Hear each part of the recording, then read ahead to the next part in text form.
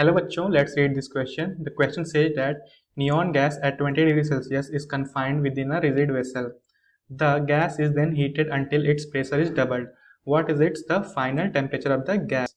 So question में हमें एक क्लोज्ड कंटेनर में नियॉन गैस दी गई है जिसका टेम्परेचर 20 डिग्री सेल्सियस है एंड देन हम कंटेनर को हीट करते हैं जब तक उसका प्रेशर डबल ना हो जाए एंड देन हमें फाइनल टेम्परेचर की वैल्यू बतानी है.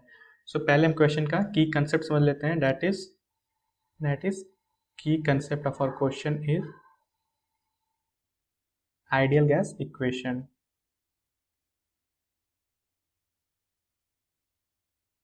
which is PV is equal to nRT, where P is pressure of the gas, V is volume of the gas, and N is number of moles, and R is gas constant, and T is temperature in Kelvin.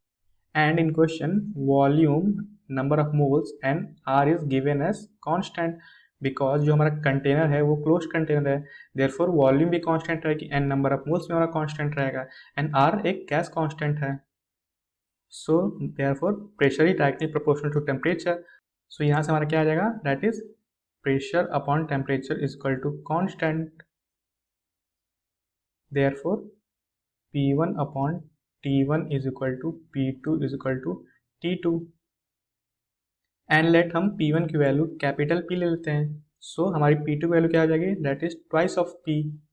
And T1 की value में क्या दी है question में, that is 20 degree Celsius. सो ये हमारा क्या आ जाएगा 293 केल्विन.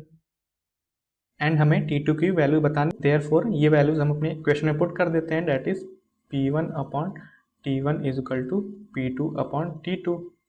सो P1 की वैल्यू में क्या है, दैट इज P. T1 की वैल्यू क्या है हमारी 293 केल्विन. P2 की वैल्यू क्या है, दैट इज 2P.